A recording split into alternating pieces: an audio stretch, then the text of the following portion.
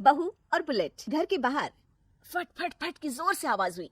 सीमा को लगा कि पटाखे फूट रहे हैं। वो डर के मारे घर से बाहर निकली। देखा तो सामने योगेश यानी कि पतिदेव एक बुलेट बाइक पर बैठे हैं। अरे डर गई क्या?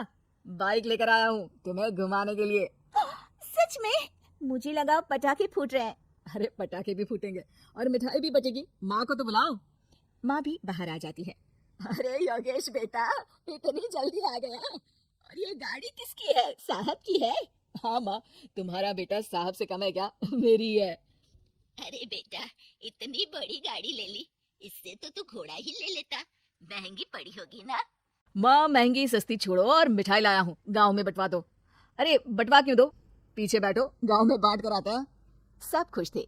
योगेश गांव के बाहर एक कोयले की खादान में मजदूरी करता था। मेहनत और अकल से उसने वहां ठेकेदारी का काम सीख लिया और सूझबूझ से ठीक ठाक पैसा बनाने लगा।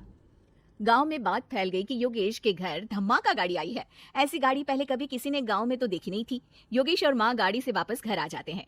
बेटा, बाबूजी ऊपर से देख रहे होंगे और आशीर्वाद भी दे रहे होंगे तुझे। वो होते तो उनको भी घुमाता माँ। पूरे गांव में नाच नाच के मिठाई बांटने जाते। जैसे मैंने नाच नाच के बांटी थी जब वो अपने लिए एक साइकिल लेकर आए थे। बस बस, बाबूजी दो बात भी सुनाते कि फटफट वाली फटफटी ले आया। सीमा आगे कहती है, अपने लिए तो ये गाड़ी ले आए और मेरे लिए? अरे ये गाड़ी तुम्हारे लिए ही तो है। पक्का मेरे लिए है? अरे पक्का तुम्हारे लिए है। अगली सुबह जब योगेश सो रहा होता है तो उसे बाहर से गाड़ी की आवाज आती है। वो घबरा कर चिल्लाता है, चोर चोर, मेरी गाड़ी ले जा रहा है, चोर चोर। माँ भी जागती है और योगेश के साथ दरवाजे की तरफ भागती है। जैसे ही दोनों बाहर निकलते हैं तो देखते हैं कि सीमा गाड़ी चला रही है। अरे बहू, नाक कटवाओगी क्या? ये क्या कर रही हो? अरे गिर जाओगी, ये क्या कर रही हो तुम? सीमा गाड़ी को रोक कर कहती है, सारे गांव में घुमा लाई, कहीं नहीं गिरी। क्या? सारे गांव में घुमा लाई? अरे लोग क्या कहेंगे बहू, सोचा क्या एक बार? यही कहेंगे कि कितनी अच्छी गाड़ी है। अरे तुम्हारे बारे में। हाँ, कहेंगे ना कि देखो कितनी अच्छी गाड़ी पर बैठी है। बहू गाड़ी रखकर योगेश और सासू माँ के पास जाती है। तुमने कब गाड़ी चलाना सीखा? हमारे बाबूजी के पास पुरानी स्कूटर थी, सीख ली। फिर स्कूल में एक मास्टर जी भी ऐसी ही गाड़ी लेकर आते थे, उन्होंने सिखा दी। हाँ, स्कूल के मास्टर आजकल यही सब तो सिखा रहे हैं। पढ़ाई का कुछ सिखाते तो कुछ भला होता। अरे बहू, अब गाड़ी मत चलाना। हमारे परिवार में कभी किसी औरत ने पीछे से आगे की सीट पे आने की हिम्मत नहीं की है। तुम भी मत करना, समझी? जी समझ गई माँ जी। सीमा सास की बात सुनकर चुपचाप रसोई में जाकर उदास होकर खाना पकाने लगती है। सास सुबह सुबह मंदिर से पूजा करके लौट रही होती है। तभी उसे दो औरतें रोक लेती हैं और कहती हैं, अरे बहू को थोड़े अच्छे लक्षण भी सिखा दो। गाड़ी चलाने निकली थी, गांव की मर्यादा का कोई ख्याल नहीं है। वही तो।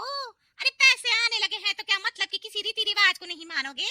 अरे समाज में रहना है तो समाज के ढंग से ही रहना पड़ता है।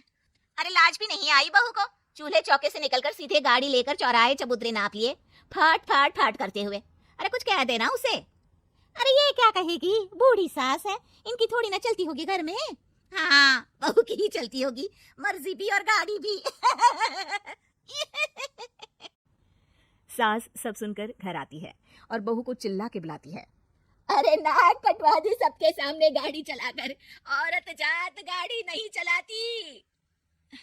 शहरों में तो 4 पहियों वाली गाड़ी भी चलाती है और हेलीकॉप्टर, हवाई जहाज भी। शहर में थोड़ी ना रहती हूँ मैडम साहिबा। आज के बाद गाड़ी से ही नहीं, यूं भी निकलना बंद तुम्हारा घर से। माँ सही कह रही है, कहीं भी जाना हो तो मुझे बता देना, मैं लेकर चलूंगा। आज माँ को तुम्हारे कारण कितनी बातें सुननी पड़ी। इतना कहते हुए योगेश वहां से चला जाता है। बारिश की वजह से कारखाने के रोड पर कीचड़ रहता है, इसीलिए योगेश गाड़ी घर रखकर जाता है और किसी से लिफ्ट लेकर कारखाने पहुंचता है ताकि नई गाड़ी गंद ना हो। लेकिन शाम को इतनी तेज बारिश होती है कि उसे वापस आने का कोई साधन ही नहीं मिलता। बारिश बढ़ती जाती है, रात के 11 बज जाते हैं। रास्ते में एक नदी का ब्रिज है, अगर उस पर पानी आ गया तो योगेश कारखाने में ही फंस जाएगा। पूरी रात भूखे प्यासे बितानी पड़ेगी। घना अंधेरा, बिजली की कड़कड़ाहट और तेज बारिश। राजेश डर भी रहा था, ठंड से कांप भी रहा था। तभी उसे रोड से आती हुई एक रोशनी दिखती है। वो देखता है कि उसके सामने एक बाइक आकर खड़ी हुई है। वो ऊपर वाले को धन्यवाद देकर उस बाइक वाले आदमी की तरफ बढ़ता है, पर पास जाकर देखता है तो भौचक्का रह जाता है। सीमा, तुम यहाँ इतनी बारिश में गाड़ी पर? पहले बैठो तो, नदी ब्रिज पे आ जाएगी तो जाना मुश्किल हो जाएगा। योगेश गाड़ी के पीछे बैठता है। सीमा गाड़ी चला रही है। मैंने तो तुमको पहचाना ही नहीं। गाड़ी की आवाज तो पहचानी होगी ना। अरे पर मुझे नहीं पता था कि तुम आओगी। अच्छा किया कि तुम आ गई।